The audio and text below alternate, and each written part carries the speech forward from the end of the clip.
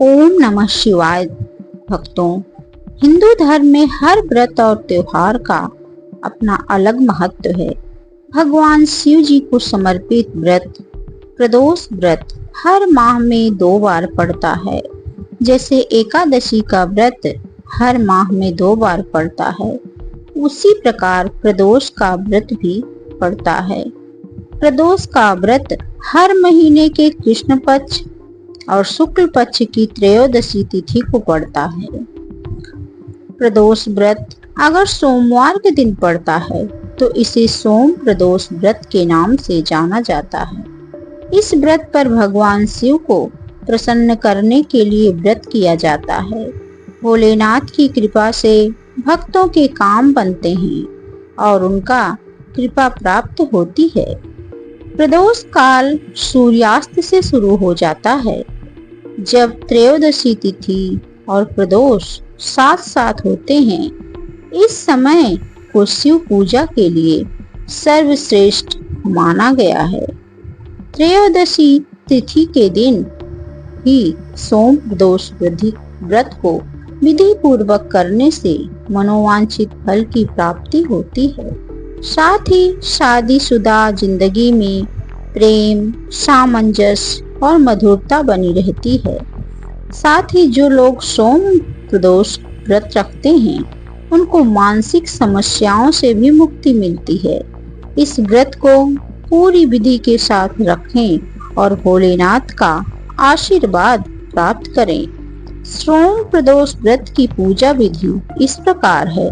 सुबह जल्दी उठकर स्नान करें, सफेद वस्त्र धारण करें, भोलेनाथ की आराधना करें, बेलपत्र, गंगा जल, अक्षत, धूप, दीप आदि समर्पित करें। प्रदोष काल यानी शाम के समय मुहूर्त भगवान शिव की विधि विधान से पूजा करें। ओम नमः शिवाय मंत्र का जाप करना चाहिए। प्रदोष व्रत कथा पढ़ें और भगवान शिव जी की आरती करें। इस प्रकार प्रदोष काल में प्रदोष व्रत की पूजा विधि की जाती है। अब हम प्रदोष की कथा सुनेंगे। सोम प्रदोष व्रत की कथा के अनुसार एक नगर में एक ब्राह्मण अपने परिवार के साथ रहता था। कुछ दिनों बाद ही उसकी बीमारी वश मृत्यु हो जाती है। अब ब्राह्मणी बहुत दुखी रहने लगती है। उसके एक ही पुत्र था। अब वह कैसे अपना जीवन यापन करती, उसके कुछ भी नहीं समझ में आ रहा था। उसके पति का निधन हो चुका था, जिससे वह अपने पुत्र के लिए क्या करती, तो उसके कुछ जब समझ में नहीं आया तो अपने पुत्र के लिए भिक्षाटन करके जीवन यापन करने लगी। एक दिन जब वह भिक्षाटन करके घर लौट रही थी तो उसे एक घायल युवक मिला। ब्राह्मणी ने उसे अपने घर ले जाने के लिए सोचा। वह उसकी दशा देखकर बहुत ही दुखी हुई और उसे अपने घर ले आई।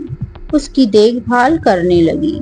उसे यह नहीं पता था कि यह युवक विदर्भ का राजकुमार है, जिसे शत्रु सैनिकों ने पकड़ लिया था और उसके पिता को बंदी बना लिया था। इसलिए वह इधर उधर भटक रहा था। राजकुमार ब्राह्मणी के घर में रहने लगा। इस प्रकार वे दोनों का पालन पोषण करने लगी। लेकिन ब्राह्मणी को उस बालक के बारे में कुछ भी नहीं पता था। वह जैसे अपने पुत्र का पालन करती थी, उसी प्रकार उसका भी पालन करने लगी। एक बार दोनों बालक वन में घूमने के लिए गए। वह दोनों वन में घूम रहे थे। उनमें से जो पुजारी का बेटा था वो तो घर लौट गया, परंतु राजकुमार वन में ही रह गया। उस राजकुमार ने गंधर्व कन्याओं को क्रीड़ा करते हुए देखा तो उसने उससे बात करने के लिए उनके पास चला गया। उस कन्या का नाम था अंशुमति। उस दिन वह राजकुमार घर देरी से लौटा। राजकुमार दूसरे दिन फिर से उसी जगह पहुंचा जहां अंशुमति अपने माता पिता से बात कर रही थी। तभी अंशुमति के माता पिता ने उस राजकुमार को पहचान लिया तथा उससे कहा कि आप तो विदर्भ नगर के राजकुमार हो ना, आपका नाम धर्मगुप्त है। अंशुमति के माता पिता को वह राजकुमार पसंद आया और उन्होंने कहा कि शिव जी की कृपा से हम अपनी पुत्री का विवाह आपसे करना चाहते हैं। क्या आप इस विवाह के लिए तैयार हैं? क्या आप विवाह करेंगे हमारी पुत्री से? राजकुमार ने अपनी स्वीकृति दे दी तो उन दोनों का विवाह संपन्न हुआ। बाद में राजकुमार ने गंधर्व की विशाल सेना के साथ विदर्भ पर हमला किया और घमासान युद्ध कर विजय प्राप्त की तथा अपनी पत्नी के साथ राज्य करने लगा। वहां उस महल में वह पुजारी की पत्नी और पुत्र को आदर के साथ ले आया तथा साथ रहने लगे। वे सब पुजारी की पत्नी तथा पुत्र के सभी दुख व दरिद्रता दूर हो गई और वे सुख से अपना जीवन व्यतीत करने लगे। एक दिन अंशुमति ने राजकुमार से इन सभी बातों के पीछे का कारण और रहस्य पूछा। तब राजकुमार ने अंशुमति को अपने जीवन की पूरी बात बताई और साथ ही प्रदोष व्रत का महत्व और व्रत से प्राप्त फल को भी उसे अवगत कराया। उसी दिन से प्रदोष व्रत की प्रतिष्ठा व महत्व और अधिक बढ़ गया तथा मान्यता के अनुसार लोग यह व्रत करने लगे। कई जगहों पर अपनी श्रद्धा के अनुसार स्त्री पुरुष दोनों ही यह व्रत करते हैं। इस व्रत को करने से मनुष्य के सभी कष्ट और पाप नष्ट हो जाते हैं, मनुष्य की दरिद्रता दूर हो जाती है एवं मनुष्य को अभीष्ट इच्छा की प्राप्ति होती है और उनके सारे कष्टों का निवारण भोलेनाथ की कृपा से हो जाता है। अगर आप भी प्रदोष व्रत करना चाहते हैं तो इस विधि के अनुसार करें। कथा उस रात की है जब काली अंधेरी रात थी, घना जंगल, शिव मंदिर की घंटियां बज रही थी। त्रयोदशी की रात थी। घने जंगल में एक घायल राजा भटक रहा था। न पास कोई सैनिक, न कोई सहारा। मृत्यु सामने खड़ी थी। लेकिन तभी एक शिव मंदिर से घंटी की आवाज आई। क्या था वो मंदिर? कैसे बची राजा की जान? और क्यों आज भी उस मंदिर में प्रदोष व्रत पर दीपक अपने आप जलते हैं? आइए सुनते हैं प्रदोष व्रत की रहस्यमयी एक और कथा। कथा बहुत पुरानी है। विदर्भ देश में एक धर्मप्रिय राजा हुआ करता था, राजा चंद्रसेन। वह शिव भक्त था, लेकिन राज्य के दुश्मनों ने उस पर अचानक हमला कर दिया। राजा को हार का सामना करना पड़ा और वह घायल अवस्था में जंगल की ओर भाग गया। रक्त बह रहा था, शरीर कांप रहा था और सांसें टूट रही थी, पर हिम्मत नहीं टूटी थी।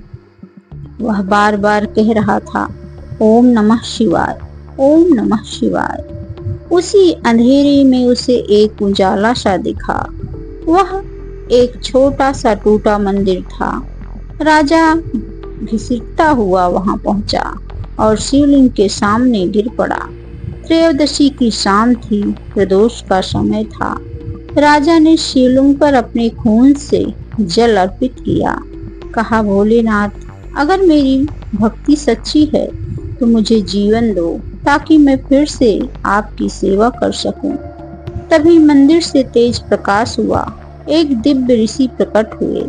उन्होंने राजा पर जल छिड़का और कहा, वत्स, तूने प्रदोष के दिन शिव की सच्ची आराधना की है, इसलिए मृत्यु भी तुझे नहीं छू सकती। राजा की चोटें भरने लगी, शरीर में फिर से शक्ति आ गई। ऋषि अंतर ध्यान हो गए।